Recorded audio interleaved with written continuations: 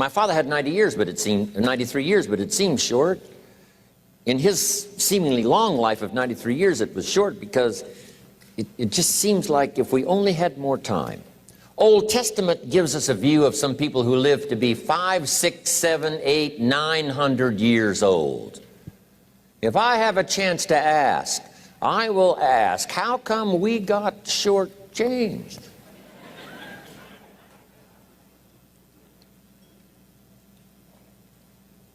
Wouldn't that be a good question if you had a chance to ask?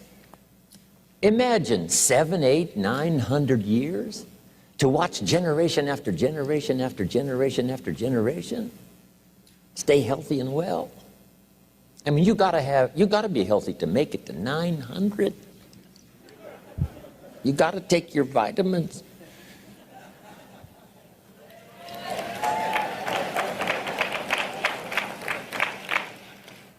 I'm pushing the Bible, I'm pushing vitamins, I'm doing good today.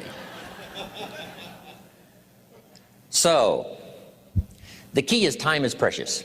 Now let me give you Bill Bailey's description of time. Life is not just the passing of time. Life is not just the passing of time. Life is a collection of experiences, their frequency,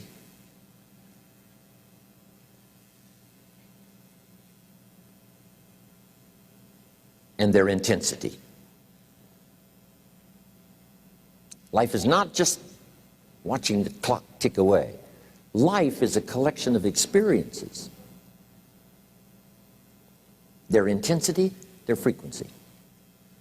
When my friend Mark died at age 44, someone says, that's young to die. But what if he lived 4 lifetimes in one? It might not be too young. So here's whatever the span of your life turns out to be, here's what you want to fill it up with: experiences and the intensity of those experiences.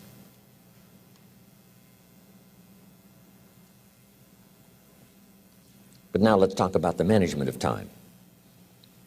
Here's one of the best ones. We covered earlier, when should you start building this hotel?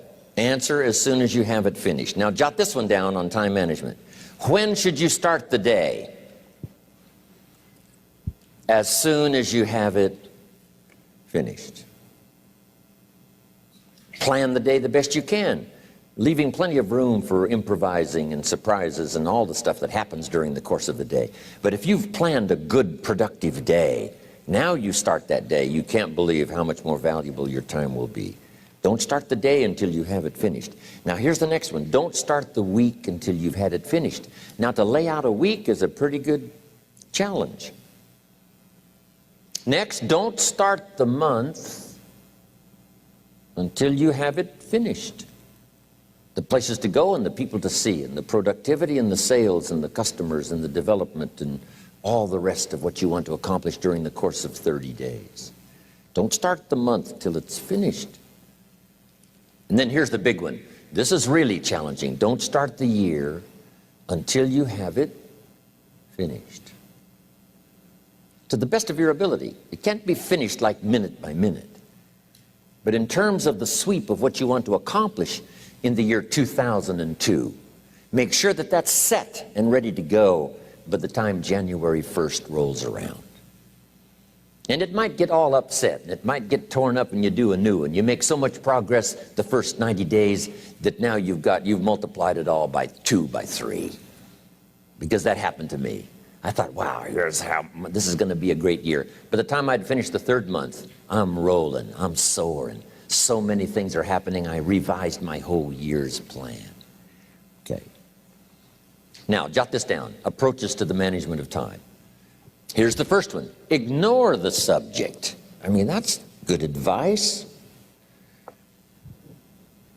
Don't let anything overly bug you. Because remember now, you don't have to do anything. Someone says, well, I got to get a handle on my time. The answer is no, you don't. If you want to let it all go, you can let it all go. I mean, this is good advice. Somebody says, you ought, you ought, you ought. Jot this down. Ignore all the you oughts or you should. Only if they're giving general information. We should. It's better to say if you're teaching we should. Not you should, we should. Then you let me listen in without it being too confrontational. If everyone did this, see, that'd be great. And then you give a person a chance to choose to do it or not to do it. But when you start the you ought, now see if I don't, now see we got some tension and maybe some problems. So you oughts seem to always create problems. When you're talking to your kids, you say, no, if kids would do this, not always saying if you did this, life would be better, but if kids did this, life would be better. It's like making a little talk and letting them listen in. And then it's a little less confrontational. It gives us a choice. In one of my seminars, here's what I teach. All life form strives to the max of its potential except human beings. All life form strives to the max of its potential except human beings. How tall will a tree grow? As tall as it possibly can. You never heard of a tree growing half as high as it could. No, trees don't grow half. A tree drives its roots as deep as it can, reaches as high as it can, produces every leaf it can, every fruit it possibly can. To the max. Every life form strives to the max, except human beings.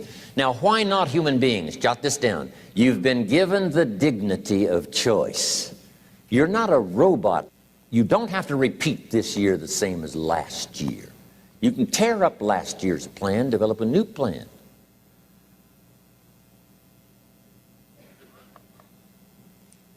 So, the dignity of being a human being. Now, here's the choice on being a human being. To be part of all we were meant to be, or to be all. To strive for all, or half, or part, or some. The choice is up to you. To develop one skill or 10 skills. Someone says, well, I'd be happy with just one more language. Well, some say, hey, I'm going to learn 6 or 7. And this is all a matter of choice. And when someone says, no, you ought to learn 4, you've got to resist all that. Because this is personal dignity. And you don't want to destroy someone's dignity by doing all the oughts, and then they feel reluctant to do it. Now we've got problems. So if you want to, just ignore this subject on time management. Now here's the next one. Step down to something easier.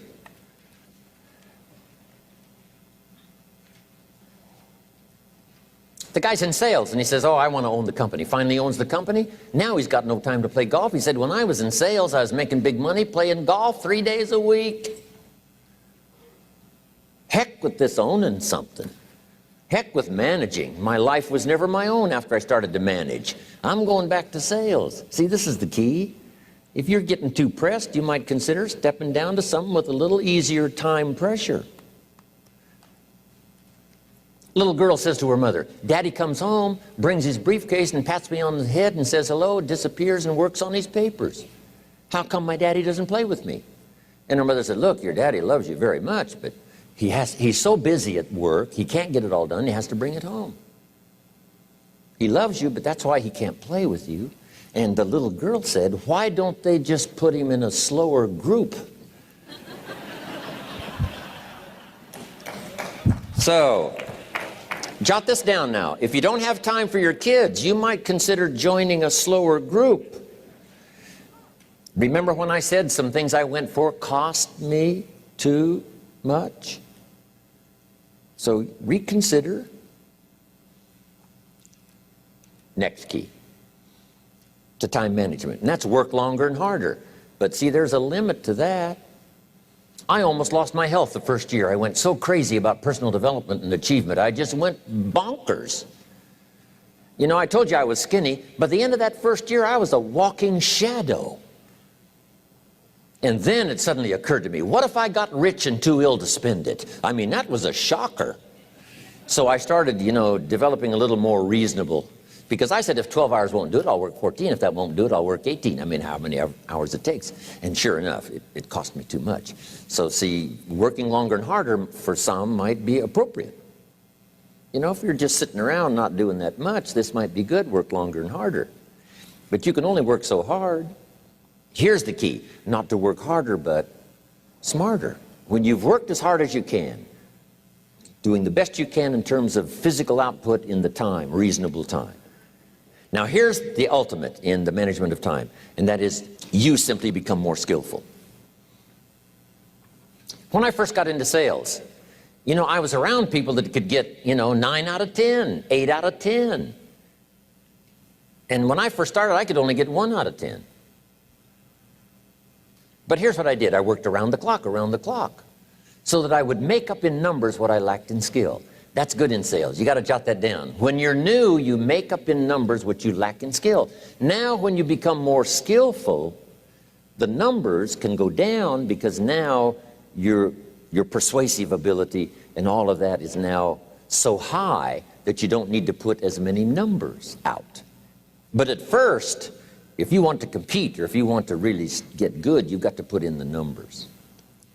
But if you get more from yourself, develop more of yourself, now the time management becomes an easier task. Now here's the next thing. Either you run the project or it runs you. I've found out when you start something, at first you're in charge. All of a sudden, a year later, it's in charge.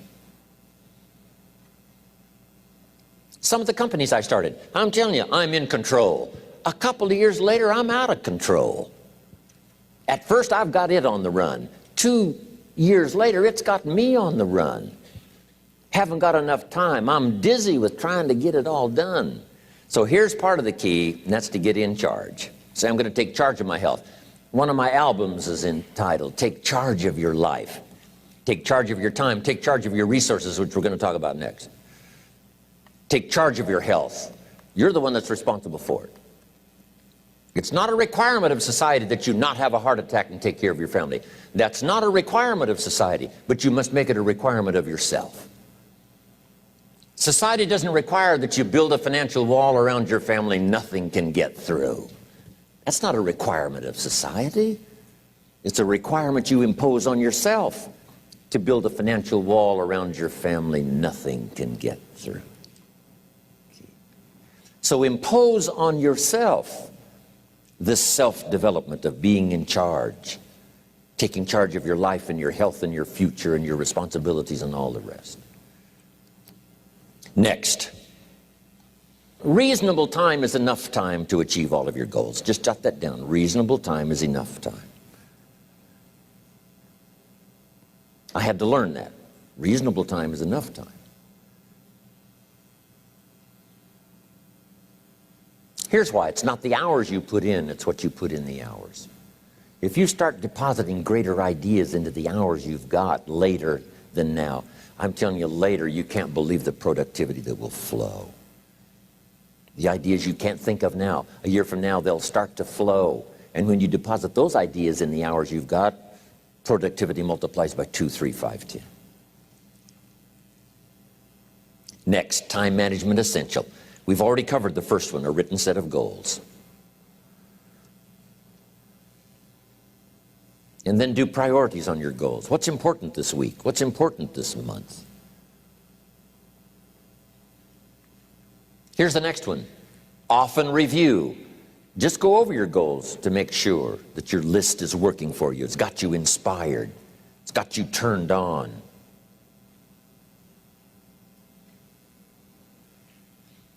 Somebody says, how come you're up so early? Say, if you were headed where I'm headed, you'd be up early too. Wow.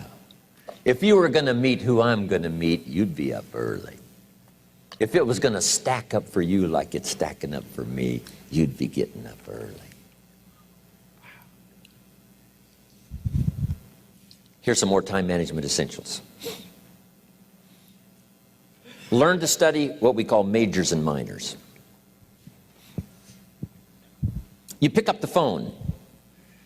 Here's what you must say when you pick up the phone. Is this a major conversation or a minor conversation? If it's minor, a few pleasantries and you're done. If it's major, maybe you've got to make a few notes. So here's the next one. Important conversations, make an agenda before you make the call. Just jot down a little agenda. It's so easy now to just talk out of your head. Did you ever hear a conversation end like this? Let's see, there was something else. See, you don't look that swift. I can't think of it right now. I'll call you back. See, you look a little incompetent. Let's see, there was something. It escapes me right now. Really? So have you got this now? Make an agenda before you make a call if it's an important call. Now later that saves you all kinds of stuff. You call John in, the salesman, say, John, remember those 4 things we went over? He said, no, we didn't talk about that. And then you pull out your daytime or whatever, and there's the list you made when you made the call. He said, oh yes, seems like I do remember. And you've got him with your list. If it's just, salespeople especially can talk you out of what's in your head. It's true. No, we didn't talk about that. And if you don't have a little proof, I'm telling you, it's gone. So make an agenda before you make a call. So what's major, what's minor? Now here's the key on this. Don't major in minor things. If you take up major time to do minor things, I'm telling you, you'll be behind the curve constantly. Here's what we learn in sales training. What's major time and what's minor time? Here's minor time, thinking about prospects. Here's minor time, making lists of prospects. Here's minor time, keeping books on prospects. Here's minor time, going to see the prospect. Here's minor time, evaluating the prospect after you've been there. That's all minor time. Here's major time, in the presence of the prospect. That's major time. And if you took a look, if you're in sales and you took a look at a week, you'd say, my gosh, I'm spending 90% of my time on the minor stuff and so little time on the major stuff in the presence of. How many hours in the presence of in my day? How many hours in the presence of during my sales week? Because the time that really counts is in the presence of the prospect. Majors and minors. Here's another key time management essential. Don't mistake movement for achievement. It's easy to get faked out by being busy. Guy comes home at night all exhausted, falls in the chair and says, oh, I've been going. Here's the big question. Doing what? It's not the going. Some people are going, and they're doing figure eights. I mean, their progress is small. So don't mistake movement for achievement. Here's another one in sales we learned. Don't mistake courtesy for consent. If somebody's pleasant and they nod, you say, oh, they're going to buy. No, they're courteous. You can't mistake courtesy for consent.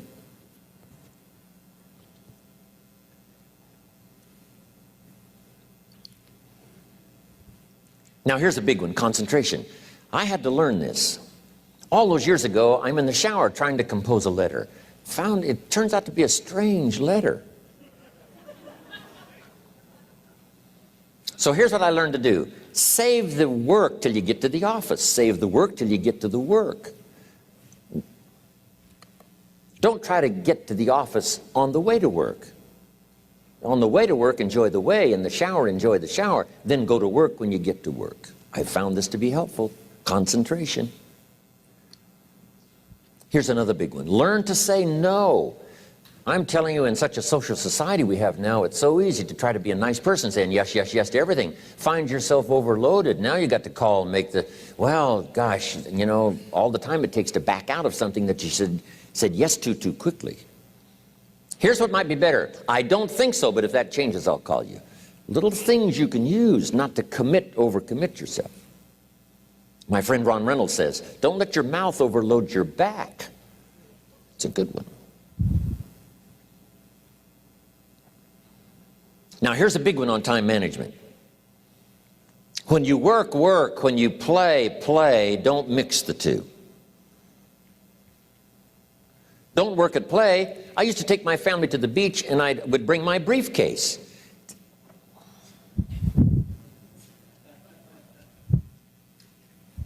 I learned not to do that.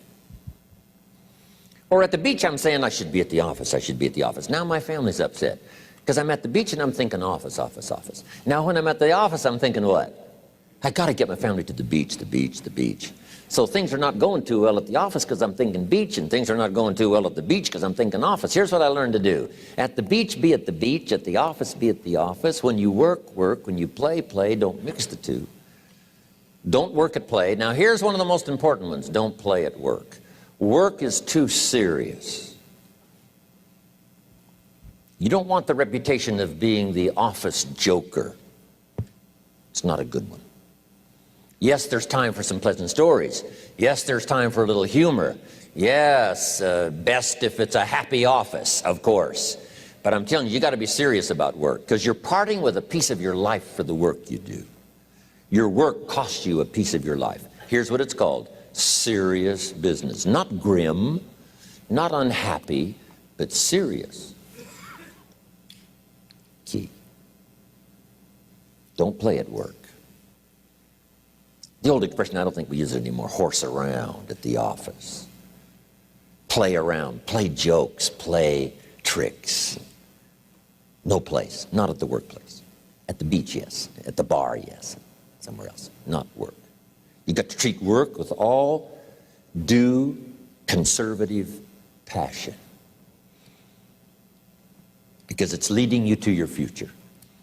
Here's another key phrase: all work is good.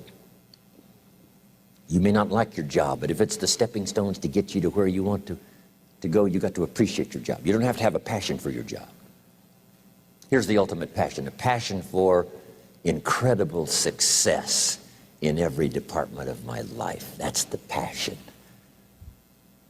But don't look down on some menial job you have to do to finally get you to where you want to go. No job is menial. No job is not, every job is noble. Training life for pay, making a contribution to society. Next, analyze how you are. And if you have some weaknesses, if you can't, doesn't seem like you can change, here's the key: get it covered. I used to keep promising myself I'd keep the books, keep the books, keep the books. Finally, I gave that up. And back then, it only took me an extra 50, 60 bucks a month for some accountant to keep the books. I said, no, I'm going to save the 50 bucks. You can't believe what I started losing in productivity because I tried to save the 50 bucks. So the key is, a lot of the time you can stay like you are, but just make sure you get it covered. Okay. Next, beware of the telephone and all other systems of communication, especially the telephone at home and systems of communication at home. And here's one of the best lines I've got for you for the weekend: let all communication systems serve you, but don't let them intrude. When it comes time to have dinner with your family, you shut off all systems, unless the ones that can take messages silently. Don't let the phone ring.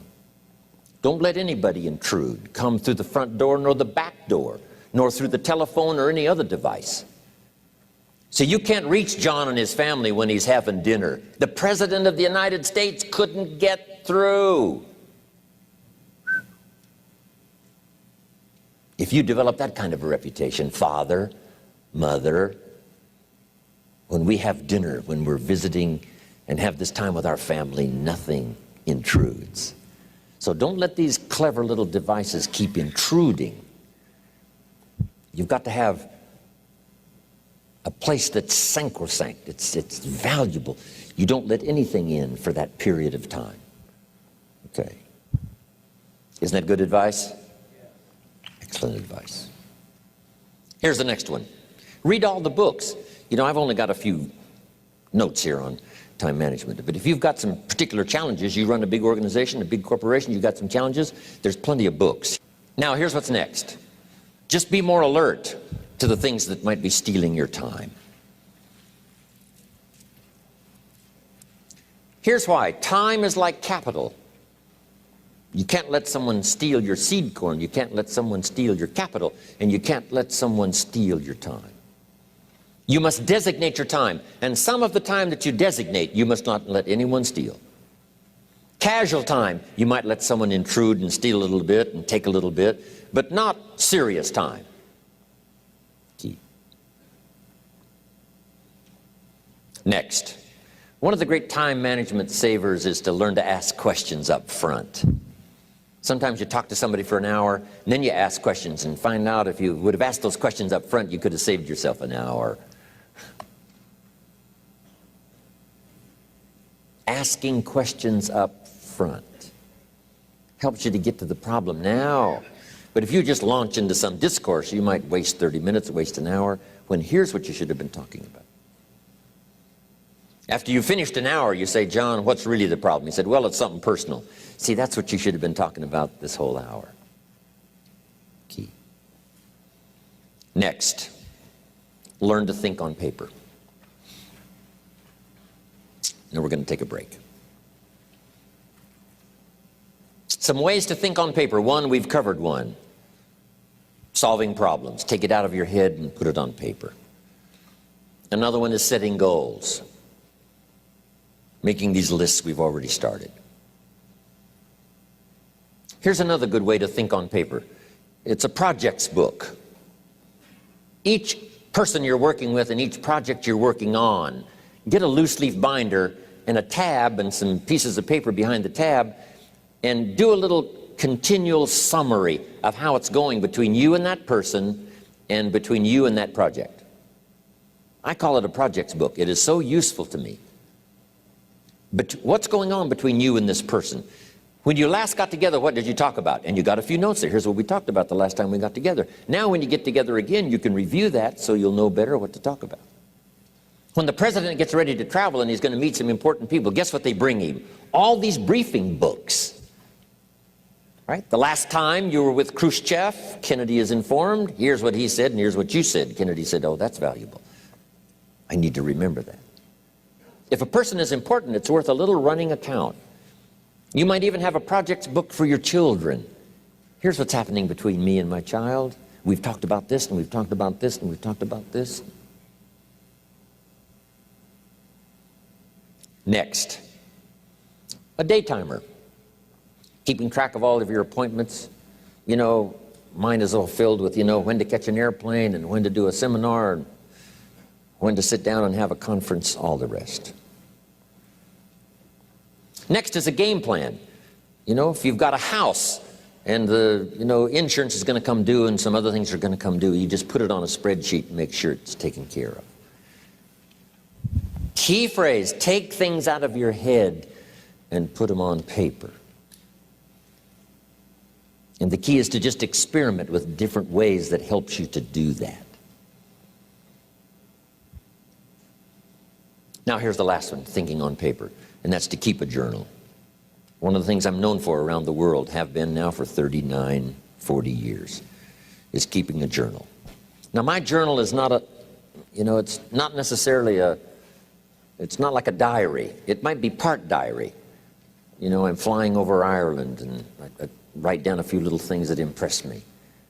Today I met this person. Wow, what an extraordinary event. Today I conducted this seminar in Rome. 1,000 people stood up and sang for me. I've got a little bit of a diary in there. But here's what primarily your journal is for. Collecting good ideas. A journal is to collect good ideas on your health, good ideas for your business, good ideas for your future, good ideas for time management. Because I used to take notes on pieces of paper and torn off corners and backs of old envelopes and restaurant placemats. And I threw all this stuff in a drawer. It did not serve me well. I finally learned to get a bound copy, right? And just keep a journal, right? If I was here, I had my journal, I'd be taking notes, right? These 2 days in my journal. Now, if you're caught without your journal, you just take the notes when you get back home. You put those notes in your journal, throw the paper away. Because we don't usually go through paper to review. But see, my journals now make up a significant part of my own library. My journal's all reserved privately for my children and my grandchildren. Can you imagine what I've collected over the years? It's unbelievable. There are 3 treasures to leave behind. I think you've already got those notes, right? Here they are. Number 1, your pictures. Don't leave the event unrecorded. It takes only a fraction of a second to say, here's who I was with. When I travel the world, right?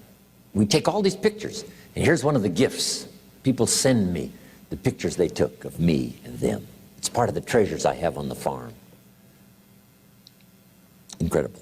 A picture's worth 1,000 words to describe the scene, the emotion, what happened. Say, wow, this was an extraordinary day for me when I met these people. Here's what they told me happened to them when they went to my seminar 10 years ago. The drama comes back if you've taken the pictures. It's one of the treasures to leave behind when you go.